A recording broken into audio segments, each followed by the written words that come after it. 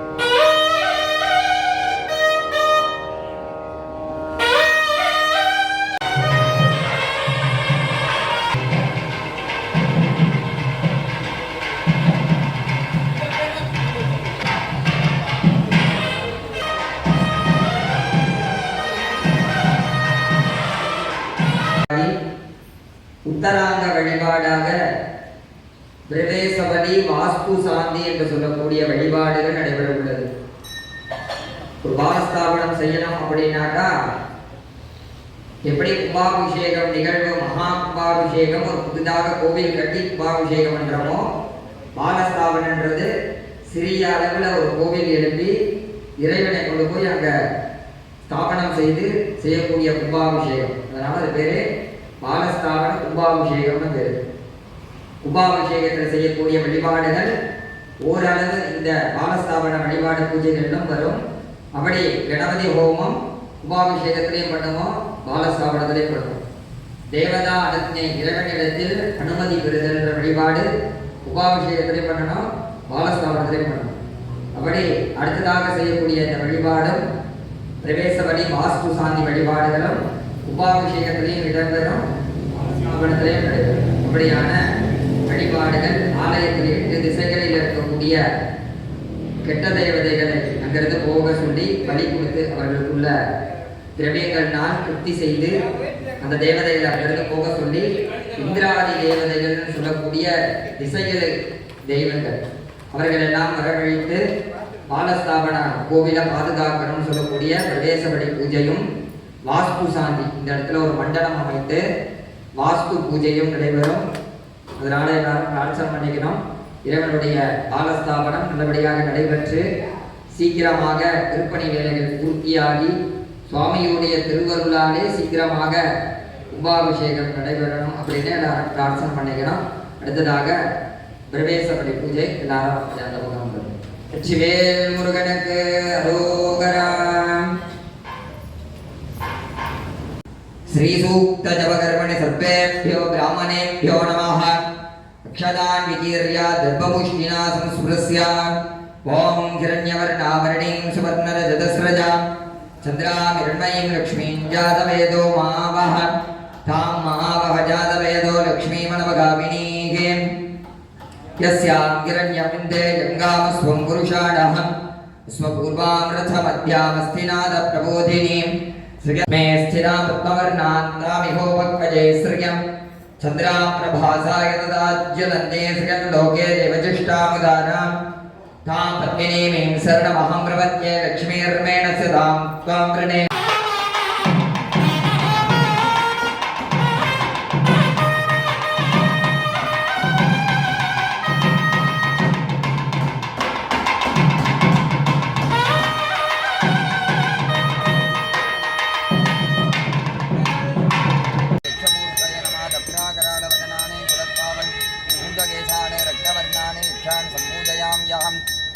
यक्षेभ्यो नमः बाह्यान् प्रमुखनालिकेरलाज रक्तान्न रक्तपुष्पकूष्माण्डगण्ड जीवज्वालासहितबलिमादायान्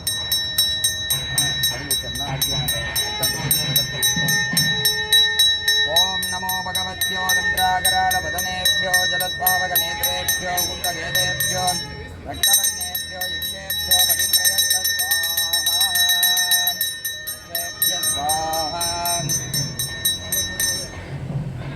प्रार्थ्या इमो भूमो वसन्तोत्र यक्षा सम्भूय सादरम् எடுத்துக்கோங்க நான் பூவும் வந்து கிடைக்கும் சார் நவருங்க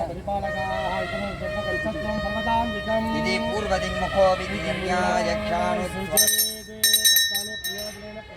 அஸ்ரேண प्रोक्षा கூர்ச்சே இந்திரம் ஆவாஹ்ய இந்திராசனாய நமः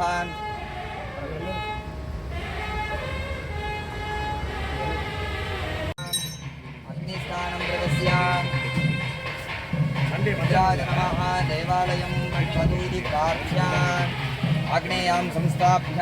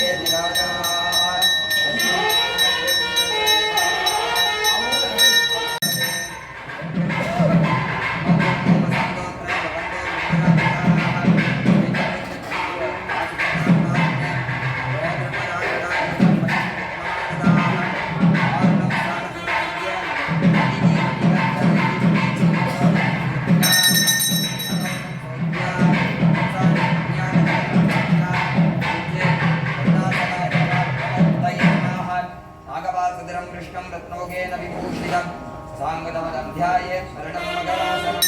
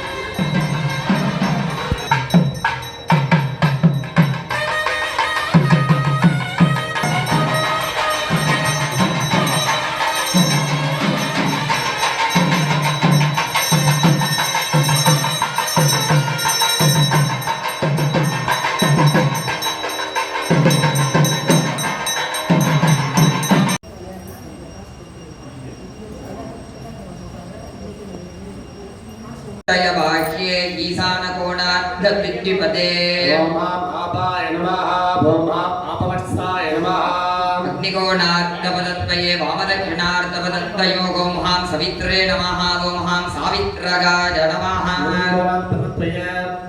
पदत्वयोः वामदक्षिणपदत्वयोः ओम हाविन्द्राय नमः ओम इन्द्रजयाय नमः वायुकोणार्धपदत्वये वामदक्षिणार्धपदत्वयोः ओम हां रुद्राय नमः ओम हां रुद्रदासाय नमः वाह्य षट्पदस्थानेषु पूर्वादिदिषु ओम हां महेन्द्राय स्वाहा ओम हां आदित्याय स्वाहा ओम हां सत्यगाय स्वाहा ओम हां बृंसाय स्वाहा ओम हां अंतरिक्षाय स्वाहा ओम हां अग्नये स्वाहा ओम हां पूष्णे स्वाहा ओम हां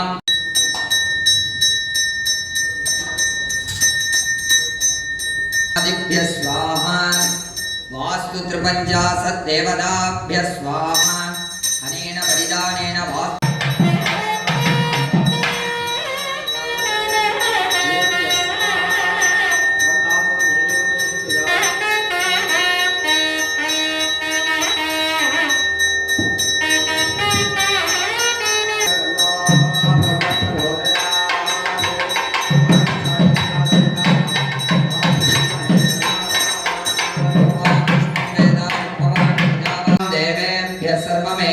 सर्वपृथिवी सर्वविश्वमिदं जगते भूतं वदे प्रजायै पशुना भूयादुपस्तानमहं प्रजायै पशुना भूया सम्प्राणापाणौ मृत्युर्मावादं प्राणापाणौ मामाहासेष्टं मधुमनिष्ये मधिजनिष्ये मधुवक्ष्यामि मधुमदिष्यामि मधुमदिं देवेभ्यो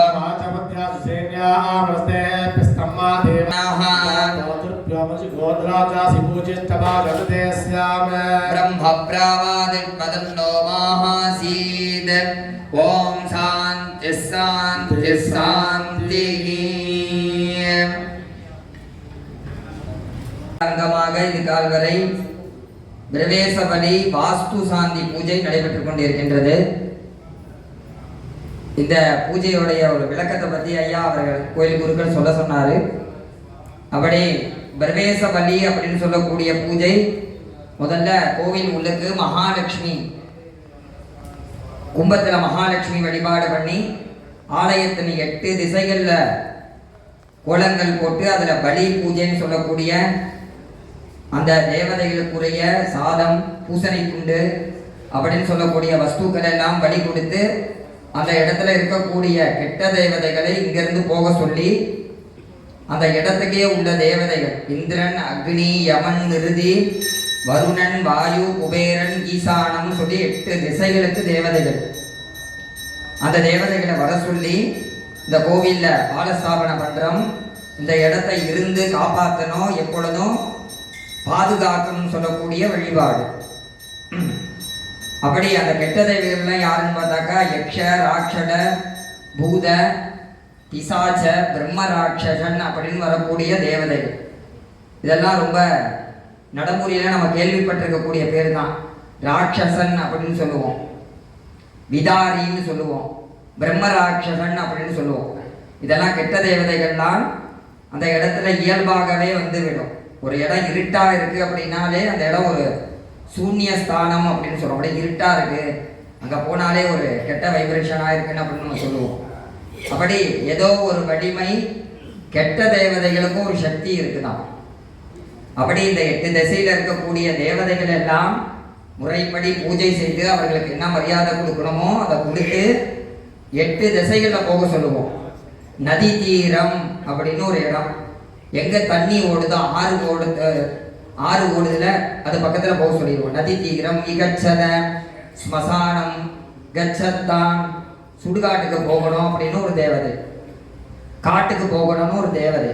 அப்படி இந்த கெட்ட தேவதைகள் எல்லாம் அந்தந்த இடத்துக்கு போக சொல்லி அனுப்பக்கூடிய வழிபாடு தான் இந்த 8 திசையில நம்ம செய்யக்கூடிய வழிபாடுகள். நமக்கு எல்லாம் தெரிஞ்சதான விஷயம். ராத்திரி ஆகிட்டா சுடுகாட்டு பாதையில் போவேனான்னு சொல்லுவாங்க, ஆற்றுக்கு குடிக்கூடாதுன்னு சொல்லுவாங்க, காட்டுக்குள்ளே போகக்கூடாதுன்னு சொல்லுவாங்க. ஏன்னா இயற்கையாகவே இந்த இடங்கள்லாம் கெட்ட தேவதைகள் எல்லாம் இருக்கும். இதெல்லாம் ஒரு வழிபாடாக இருக்குது. ஆனால் நடைமுறையில் நம்ம தாத்தா பாட்டி அம்மா அப்பாலாம் நமக்கு சொன்ன விஷயங்கள் தான். அப்படி இந்த கெட்ட தேவதைகள் எல்லாம் இருக்கின்றது. அதற்குரிய வழிபாடுகள் செய்து அங்கங்கே போகணும்னு சொல்லியாச்சு. இதெல்லாம் குருக்கள் சொல்றாரு, நம்ம இஷ்டத்துக்குன்னு நினைக்கக்கூடாது. இதெல்லாம் ஆகமங்கள் சாஸ்திரத்துல சொல்லப்பட்ட விஷயங்கள். இதுக்கெல்லாம் எடுத்துக்காட்டு புராணங்கள்னு ஒரு விஷயம். பார்க்கடலை கடையிறப்ப பார்த்தீங்கன்னாக்கா அசுரர்களும் தேவர்களும் கிடைச்சாங்க. ஒரு பக்கம் தேவர்கள் நல்லவர்கள், ஒரு பக்கம் அசுரர்கள் கெட்டவர்கள். அப்படி புராணத்திலே இருக்குது இந்த மாதிரி கெட்டவர்கள் அப்படின்னு ஒரு கூட்டம் இருந்துச்சு. அது மட்டும் இல்லாம நம்ம எல்லாம் முருக வழிபாடுல இருக்கிறோம். கந்த சஷ்டியிலே சொல்லுது, பெண்களை தொடரும் பிரம்மராட்சசரம். அம்மா சொல்லிட்டாங்க பாருங்க. இந்த மாதிரி கெட்ட தேவதைகள் எல்லாம் இருக்குது. கந்த சஷ்டி ஏற்றவர்னே கந்த சஷ்டியில இதெல்லாம் சொல்லப்பட்டிருக்கு. அப்படி இல்லாத ஒரு விஷயம் சொல்லப்படாது. அப்படி இல்லாத ஒரு விஷயம் இவ்வளோ காலத்துக்கு நிற்காது.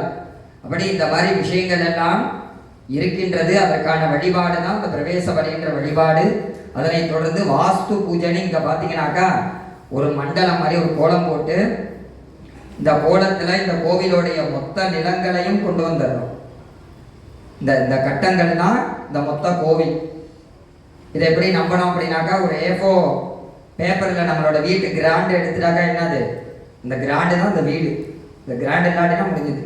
அப்படின்ற மாதிரி இந்த ஒரு பதம் அமைத்து இந்த பதத்துக்குள்ள இந்த கோவிலுடைய மொத்த நிலங்களையும் கொண்டு வந்து அதுக்குள்ள தேவதைகள் எல்லாம் பூஜை செய்யணும். இது கண்டிப்பாக வீட்டு கிரக பிரவேசம் பண்றப்பையும் இந்த வழிபாடு பண்ணணும்.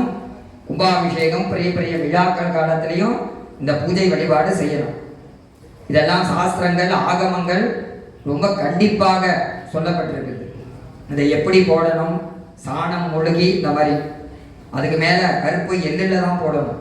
எள்ளு அரிசி பரப்பி எப்படி போடணும், எந்த அளவுக்கு போடணும், எந்த வழியில் போடணும் அப்படின்னெல்லாம் ரொம்ப கட்டாயமாக சொல்லப்படுகின்றது. அப்படி இது எல்லாமே ஒரு ஒரு கோட்டுக்கும் ஒரு ஒரு தேவதைகள் இருக்கு. நம்மளுடைய கற்பனைக்கு குருக்கள் சொல்றாருன்னு இதையும் நினைக்கக்கூடாது. நம்ம எல்லாம் நிறைய கேள்விப்பட்டிருக்கோம். 33 தேவர்கள் சொல்லி நம்மளுடைய சமயத்துல எல்லா இடத்துலயும் கடவுள் இருக்கிறாருன்னு சொல்லக்கூடிய மதம் நம்மளுடைய இந்து மதம், சனாதன தர்மம். நெருப்பு எடுத்துக்கிட்டா நெருப்புல அக்னி பகவான், காத்தை எடுத்துக்கிட்டா வாயு பகவான், பூமிக்கு பூமாதேவி, தண்ணிக்கு கங்காதேவி. அப்படி எல்லா இடத்துலையும் ஒரு அரிசி பருப்பு எடுத்துக்கிட்டாலும் அதுல தானிய லட்சுமின்னு சொல்லுவோம். மகாலட்சுமி இருக்கிறா, தானியத்தை கொடுக்குறப்ப தானிய லட்சுமி, வீரத்தை கொடுக்குறப்ப வீரலட்சுமி, கல்விக்குன்னு ஒரு தெய்வம் சரஸ்வதி, வீரத்துக்குன்னு ஒரு தெய்வம் மகாகாளி. அப்படி எல்லா இடத்துலையும் கடவுள் இருக்கிறார் சொல்லக்கூடிய மதம் இந்த வாஸ்து பூஜையில எல்லா அந்த கோடு, அந்த வர்ணங்கள் போட்ட சூலம், எல்லா இடத்திலையும் தேவதைகளை பூஜை செய்து சுத்தாண்ணம் பலியிட்டு அவர்களை திருப்தி செய்து கடைசியா பார்த்தீங்கன்னாக்கா இந்த மட்டையில் அந்த அக்னியை கொடுத்துட்டு போய் அந்த புதுசாக கட்டப்பட்ட ஆலயத்துல சுவாமியோட பீடத்துல தொட்டு தேய்ப்பாங்க. கண்ணுக்கு தெரியாத விஷயங்கள், ரத்த காயம் ஏதோ பட்டிருக்கலாம், ஏதாவது உயிர்கள் சின்னதாக ஒரு எறும்பு இருந்திருந்தாலும் ஒரு உயிர் தான் அந்த இடத்துல இறந்துருக்குதுன்னு சொல்லி கண்ணுக்கு தெரிஞ்ச அளவுக்கு கழுவி சுத்தம் பண்ணிடலாம், மோப் பண்ணி சுத்தம் பண்ணிடலாம். கண்ணுக்கு தெரியாத விஷயங்கள் எல்லாம் நெருப்புனால சுத்தம் பண்ணணும்னு சொல்லப்பட்டிருக்கு. இன்னைக்கு மெடிசன் கூட அப்படி பண்றாங்க, சுடுறதுன்னு சொல்லி சில வியாதிகள் எல்லாம் குணப்படுத்துறாங்க. அப்படியாக அந்த நெருப்பை கொளுத்திட்டு போய் அந்த மட்டையினால இழுத்து எல்லா இடத்தையும் அக்னினால சுத்தம் பண்ணக்கூடிய வழிபாடு இந்த வாஸ்து பூஜை. அதனால இந்த வழிபாடுகள் எல்லாம் ஒன்னொன்னாக நேர்த்தியாக செய்யப்படுகின்றது. இதெல்லாம் கண்டிப்பாக செய்ய வேண்டியும். பாலஸ்தாபனத்தில் செய்யக்கூடிய வழிபாடுகள் எல்லாரும் பிரார்த்தனை பண்ணிக்கணும். சுவாமியோடைய பாலஸ்தாபனம் நடைபெற்று திருப்பணி நல்லபடியாக பூர்த்தியாகி நல்ல காலத்தில் கும்பாபிஷேகமாகி முருகனுடைய திருவருள் எல்லாருக்கும் கிட்டணும். கலியுக வரதன், கலியுக தெய்வம் சுப்பிரமணியர், இவரை பிரார்த்தனை பண்ணிக்கணும். நமக்காக தான் ஆலயம், இவ்வளவு பெரிய கோவில் எதுக்கு? நம்ம எல்லாம் பூஜை பண்ணி இறைவனுடைய திருவருளை பெறக்கூடிய ஒரு இடமாக இந்த இடத்தை வச்சிருக்கிறாங்க. கடவுள் எல்லா இடத்துலையும் இருக்கிறார். இந்த இடத்துல மூலஸ்தானத்துல முருகப்பெருமாகனாக வீற்றிருந்து நமக்கு அருள் பாலிக்கிறார். அதனால பிரார்த்தனை பண்ணிக்கணும். இன்றைய தினம் இந்த வாஸ்து பூஜையோட பூர்த்தியாகும். நாளைய தினம் காலையில முருகனுக்கு சிறப்பாக யாக வழிபாடு, சாயங்காலம் பாலஸ்தாபன முதல் கால யாகம், நாளை மறுநாள் பாலஸ்தாபன 2வது யாக வழிபாடு பூர்த்தியாகி பாலஸ்தாபன கும்பாபிஷேகம் நடைபெறும். அதனால எல்லாரும் பிரார்த்தனை பண்ணிக்குவோம். தொடர்ந்து ஆகுதி நடைபெற்று பூர்ணாகுதி பரியக்னி வைபவங்கள் யாவும் நடைபெறும். வெற்றிவேல் முருகனுக்கு. பிரம்மஜஞானம் பிரதமம் புரஸ்தாத் விசீமத சுருஜோ வேனாவஹ வேதாத்மனாய வித்மகேர்ண்யகர்பாய தீமகி வேதாத்மனாய வித்மகே ஜோதி சர்வம் தேவம் பிரதிஷ்டதி வாஸ்துவாதிபதயே ஓ மகான் பிரம்மணே பௌஷ பார்வதி வதயே ஹர மகாதேவா நாடுடைய சிவனே போற்றி நாட்டவர்க்கும் திரைவா போற்றி பரிஷா ராகதர்வான் நயே போ ஸ்வாஹா நயே போ ஸ்வாஹா நயே போ ஸ்வாஹா நயே போ ஸ்வாஹா ஆஜ்யவாத்ரம் பூர்வதோ நிதாய பிராணாயாமம் பரிஷேஷணம் அதிதே நமஸ்காராः நபதே நமஸ்காராः சரஸ்வதே நமஸ்காராः சித்தேன பவதமே தேவா துப்ரசாதாத் சுரேஸ்வரா ஆவாஹ்யார்க்யம் தத்வா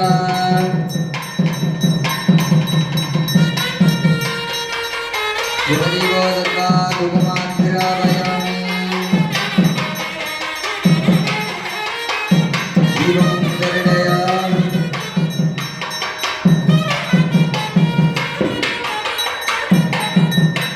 நைவேத்யம் சமர்ப்பயாமி ஓம் நமः சர்வயாம தச்சந்தோராணீவதே ஓம் சாந்தி சாந்தி சாந்தி நயா பூஜயா ஆஸ்து பிரம்ம பிரியதா ராமதார்க்கியம் தத்வா जगदीनप्रिया जीवं मुक्तिं सुरेश्वर पूरितमया देवा परिपूर्णं तदस्तु ते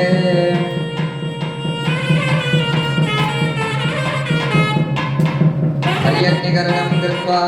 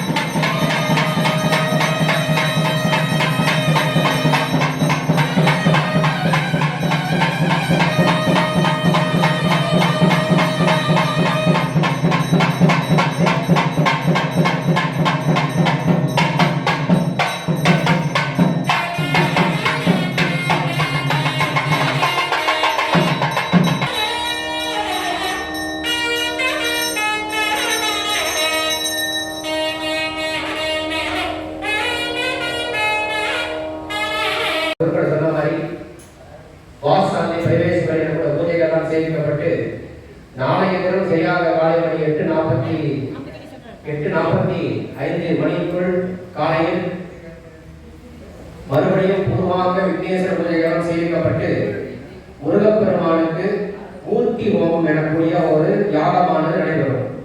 அதாவது மூலஸ்தானத்தில் சுவாமி இருக்காரு.